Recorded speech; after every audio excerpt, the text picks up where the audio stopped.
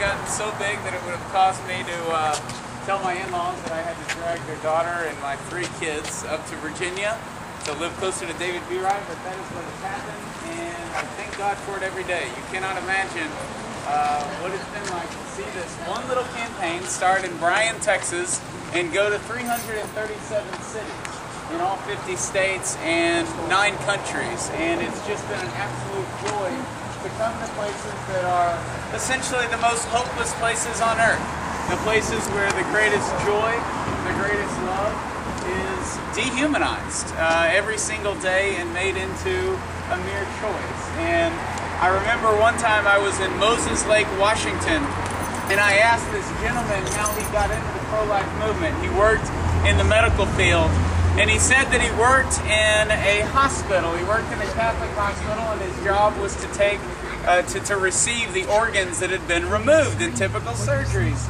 And one day there was a mix-up with the FedEx package that he received, and he received a package that was supposed to go to a secular hospital but came to the Catholic hospital. And when he pulled one of the bags out, it was basically a Ziploc bag, and it had a 13-week-old baby in it, and who had died from a saline abortion. And he began to tear up. He was away from his faith, and as he looked at this baby, he noticed the label that was on the Ziploc bag, and the label said product of conception.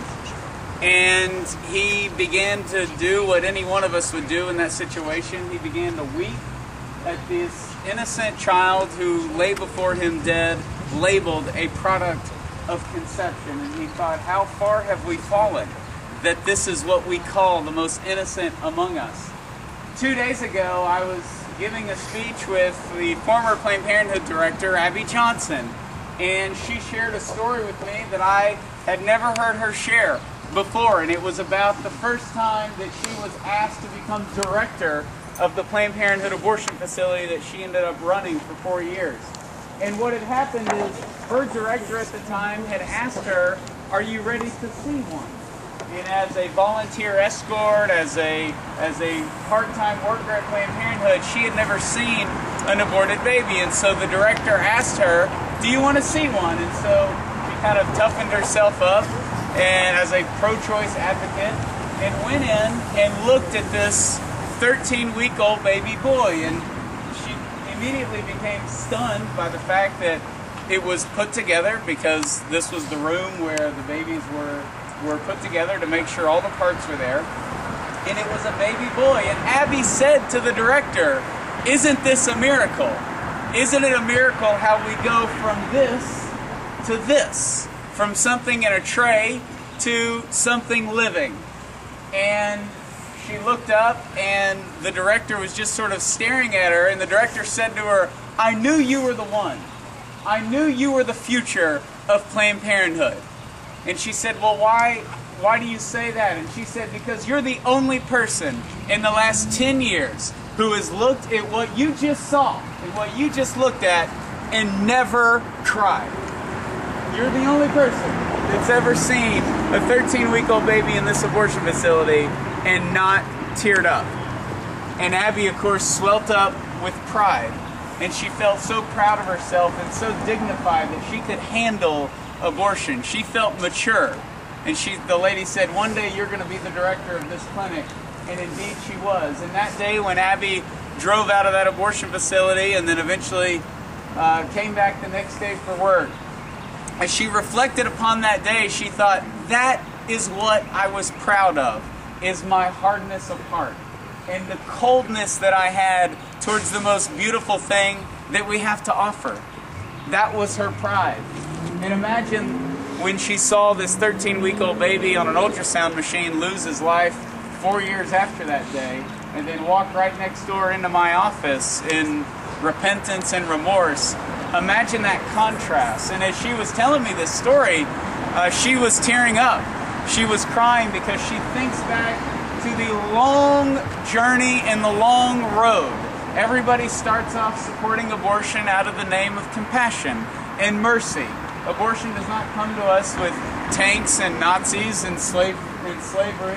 It comes to us with compassion, and it comes to us with the idea that because of your circumstances, you don't have to have a child. And so we have power over that child and our will. If we want the baby, the child is a blessing and a joy. And if we don't want the baby, it's a choice and a liberty. It is the most dangerous mentality that earth has ever seen, and we have never been able to overcome it. It is always the source of the most radical and horrific injustices that we've ever seen, when we dehumanize an entire segment of our population. That's where prayer and truth and joy have to come in. And that's why we come to this little slab of concrete and we bring joy to a place that has no joy. And we bring life to a place that has no life. So many people probably drive by and they think, these people are idiots, they're wasting their time, they could be doing so many other things. And I don't know if you're wasting your time because I don't know what else your schedules are full of. But it can't be full of things that are more important than what you're doing here today. Whether you come out an hour a week, whether you come out 5 hours a day during this 40-day time period, or like many of you, perhaps you're out here most weeks throughout the entire year, you never regret spending time in prayer at an abortion facility. Because no one grows up wanting to work in the abortion industry, and no one grows up wanting an abortion. They come because of fear, they come because of despair, they come because of a loss of hope. And you represent the only real hope left, which is you do not have to do this today. There is a love and a hope greater than what abortion sells. I remember the first time I ever prayed in front of an abortion facility, I was overwhelmed with what I didn't see. Because what you expect to see, and I think what a lot of people expect to see, is the relief that abortion promises. Any one of us would pay $400 or $500 to have your greatest worry taken away, to have something that could endanger your future removed. And that's what abortion promises us. Whether it's a financial situation, whether it's a woman in college, whether it's a woman that is being abused in some form or fashion, we have seen every scenario possible come into our office. And yet, you disrupt that lie by showing them that there is love, that there is hope. And abortion is such a huge temptation these days because that's what it promises. It promises a lie. And yet when you see women leave, relief is the last thing on their face. Many of them are crying, and many of them have to go back and see that not only are they're no longer considering abortion, they're no longer discerning abortion, they're no longer talking to their friends about abortion, they have had an abortion, and relief is the last thing that abortion brings. That's why post-abortive women and women that have had abortions have been such a faithful witness to the pro-life movement to show that abortion is not good for women. I know that coming out here sometimes cannot be easy. Not everybody thinks that it's just so great and wonderful that you're here. But it's so important because, first off, it should be warmer. I understand. I've never had an April where it wasn't 85 degrees. But when you are here, you give witness to all these women. You're the last sign of hope, certainly for the baby who's scheduled to be aborted here. But you're also the first sign of mercy for the women who leave. And you're also a great sign for the escorts and for all the people who work in this facility. Because they need us to be lunatics. They need us to be radical because it forces the attention off of what we're here for, which is the abortion itself. We're not here to demonize the workers. We're not here to demonize the women. We are here to point to the issue at hand, which is that an innocent human life that is completely unrepeatable will be destroyed and lost forever. And so while the irony with people driving by saying you're crazy and you're wasting your time and you should be doing something else, when you look at it from the standpoint of reason and you look at it from a standpoint of what's the logical thing to do, you're doing the only thing that makes sense, which is showing up where you have a legal right to show up and to offer your prayers, to offer your support, and to give witness to somebody who is about to lose their life, and give witness to somebody who thinks that their only option is to destroy the greatest gift that is living within them. And so be encouraged. Come here with joy. This is a sobering spot because of what goes on inside, but it's only frustrating. It only drives us to an unhealthy anger if we do nothing. And we can only do our part.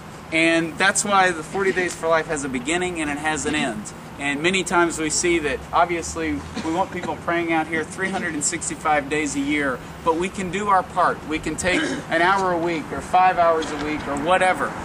And I know that we have 2 weeks left in the 40 Days for Life campaign. We are currently, many of you know that we have had 43 abortion clinic workers have conversions and leave their jobs.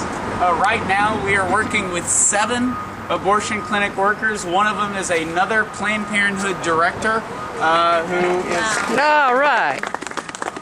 And I am meeting with her next week, so please keep me in your prayers and her. And we just see all of the fruit that is coming out. This is the largest 40 Days for Life campaign we've ever had, with 247 cities doing this all at once. And typically the spring is our weaker campaign. It's where we have less cities, but we've just seen each campaign grow and grow between the fall and spring, and it's the momentum. It's people being encouraged and renewed by coming out here and doing their part. So I cannot thank you enough. I know with 2 weeks left, some of you may have been out here every single day since March the 9th, or at least once or twice a week since March the 9th. And I can't wait till April 17th when we celebrate Passover and our Lord coming into Jerusalem. He's welcomed as a king, only to be killed 5 days later. And many times that represents our journey out here. You have many highs, you have many lows, and yet we hold on to what is true, which is our faith in God and knowing that no one loves these children more than He does. So God bless you. Thank you. And if there's a way, it would be great. I want to be sure that I get to meet all of y'all and also get some pictures. So I've never been to this location before. You have a great location. You're very visible. So God bless you. Thank you. Thank you.